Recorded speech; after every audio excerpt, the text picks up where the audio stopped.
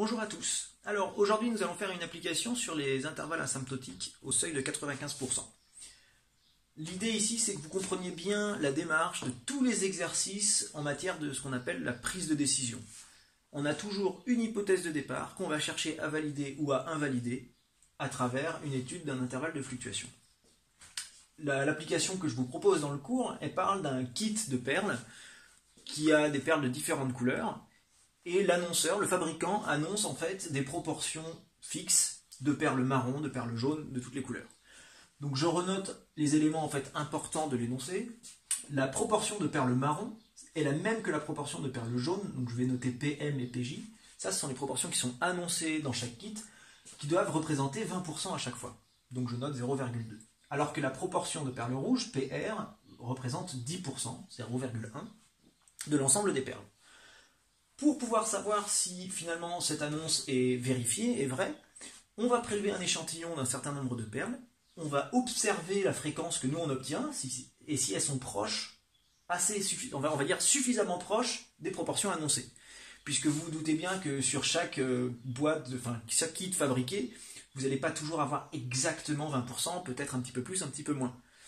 On va tolérer une certaine fluctuation de ces pourcentages, jusqu'à un certain point. Donc l'idée, c'est de voir si on dépasse cette tolérance ou pas. Donc nous, l'échantillon qu'on prélève représente 690 perles au total. Ensuite, on compte finalement dans cet échantillon de 690 perles le nombre de perles marron qu'on obtient. On a 140, 152 perles jaunes et 125 perles rouges. Première question de l'exercice, c'est de trouver l'intervalle de fluctuation asymptotique à 95% correspondant à ma proportion de perles marron. Alors, chose très très importante, l'intervalle de fluctuation à 95% se fait toujours sur la proportion que l'on teste. Donc moi, ma proportion annoncée, qui est soi-disant certaine, elle est là. Donc le P que moi je vais utiliser, c'est la proportion de perles marron annoncée, c'est-à-dire 0,2. On va ensuite appliquer la formule de l'intervalle de fluctuation, qui est ici, qui est une formule compliquée. Donc pour gagner du temps, plutôt que de faire tout ce calcul en une seule fois, ce que je vous conseille de faire, c'est de calculer juste le 1,96 fois racine de P facteur de 1 moins P sur racine de N, puisque de chaque côté en fait, de la proportion, on va l'enlever et l'ajouter. Donc je vais calculer ce nombre-là. 1,96 fois, alors ma proportion sur laquelle je fais l'intervalle, elle vaut 0,2. Donc racine de 0,2 fois 1 moins 0,2, 0,8 sur la racine de la taille de mon échantillon, qui vaut ici, mon test se fait sur 690. Je trouve une valeur approchée de 0,03. Donc finalement, mon intervalle de fluctuation va pouvoir fluctuer plus ou moins 0,03 autour de ma proportion annoncée. Donc je vais noter IM pour l'intervalle de fluctuation correspondant aux perles marron. IM va du coup être égal à 0,17, c'était 0,2 moins le 0,03, et 0,23. Qu'est-ce que signifie cet intervalle? C'est que pour qu'on puisse valider l'annonce, il faut que tous les kits que j'essaye, que je teste, aient des proportions comprises entre 17 et 23% de perles marron. Si je suis en dehors de cet intervalle, on va considérer que l'annonceur s'est trompé. Alors, moi, quand je vais vouloir tester finalement mon échantillon, je vais calculer, on va appeler ça une fréquence, d'accord? Pour différencier de la proportion qui est certaine, on va calculer une fréquence, parce que c'est une observation statistique sur un échantillon. Donc on va bien différencier le P du F, ce sera plus simple aussi pour vous.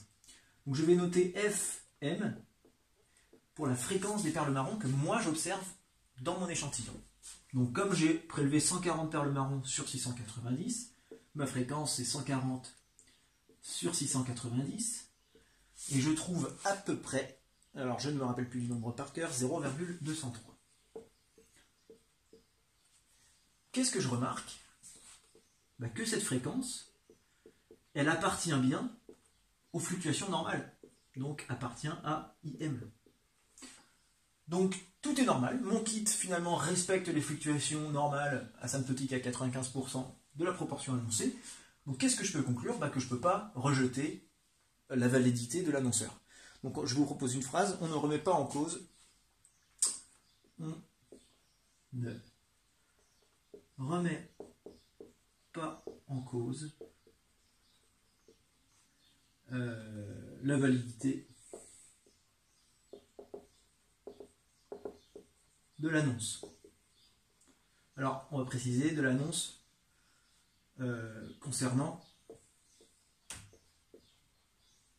les perles marron, puisque nous n'avons pas testé les autres proportions. Donc on peut juste pour l'instant ne pas remettre en cause cette annonce.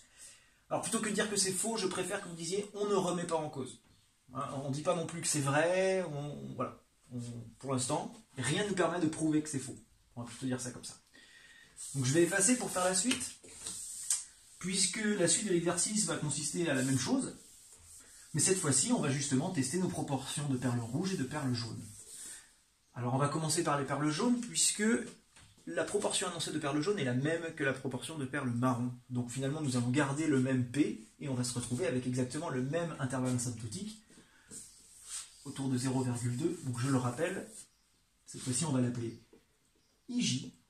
Il vaut la même chose que IM, puisque les proportions seront les mêmes, c'est-à-dire on avait 0,17 et 0,23. Par contre, ma fréquence observée ne va pas être la même, puisque j'ai prélevé 152 perles jaunes. Donc cette fois-ci, mon FJ, la fréquence des perles jaunes, va être égal à 152 sur 690, ce qui nous donne, que je ne me perde pas, 0,22 à peu près. Est-ce que la fréquence de perles jaunes fait partie des fluctuations normales? Absolument. On peut mettre appartient aux fluctuations normales des perles jaunes. Je ne vais pas faire une phrase tout de suite, mais en tout cas, on ne remet pas en cause finalement l'hypothèse selon laquelle l'annonceur se serait trompé. Maintenant, il nous reste à tester l'échantillon concernant les perles rouges. Par contre, les perles rouges, la probabilité annoncée n'est pas la même. Donc il va falloir que je calcule un nouvel intervalle de fluctuation avec cette probabilité ou cette proportion de 0,1. Alors je refais la même méthode que tout à l'heure, je vais d'abord calculer, alors je vais tracer un trait pour l'autre partie, 1,96 fois du coup la racine de ma proportion, c'est 0,1, 1 moins P va valoir 0,9, sur toujours la racine de 690, et cette fois-ci on trouve à peu près, j'arrondis à 0,02, donc c'est plus tout à fait les mêmes fluctuations. On va se retrouver avec un nouvel intervalle de fluctuation IR qui va être égal à la proportion d'origine, c'était 0,1, moins ça, et plus ça pour l'autre bande, c'est-à-dire 0,08, 0,12. Voici mon nouvel intervalle de fluctuation concernant les perles rouges. Je calcule ma fréquence de perles rouges, FR. Là, en l'occurrence, j'en ai 125 sur 690. Je trouve du coup environ 0,18. Et ce 0,18, il est clairement bien au-dessus des fluctuations autorisées par l'intervalle de fluctuation. Donc on va dire que FR n'appartient pas à mon intervalle IR. Et là, on va pouvoir remettre en cause ce qui a été dit. D'accord? Donc on peut faire une phrase. On peut remettre en cause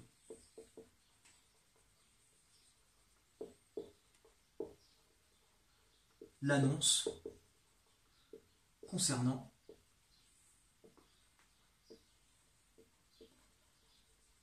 les perles rouges. Alors, petite remarque de fin.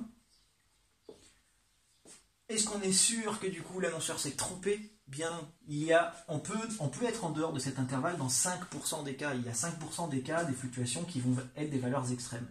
Donc peut-être qu'on n'a pas de chance et qu'on est vraiment tombé sur un échantillon. Il y a 5% des cas qui seraient possibles, qui serait un échantillon extrême. Mais avec 95% de certitude, je peux considérer que la proportion annoncée est fausse. Voilà pour cet exercice, j'espère que c'était clair. Sinon, n'hésitez pas à me poser des questions s'il y a des remarques particulières.